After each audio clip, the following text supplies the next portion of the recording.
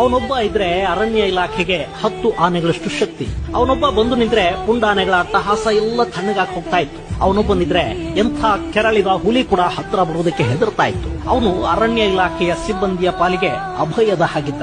ಅವನ ಹೆಸರಿಗೆ ಅಂಥದೊಂದು ಶಕ್ತಿ ಇತ್ತು, ದೈತ್ಯ ದೇಹ, ಭೀಮಾಕಾರ.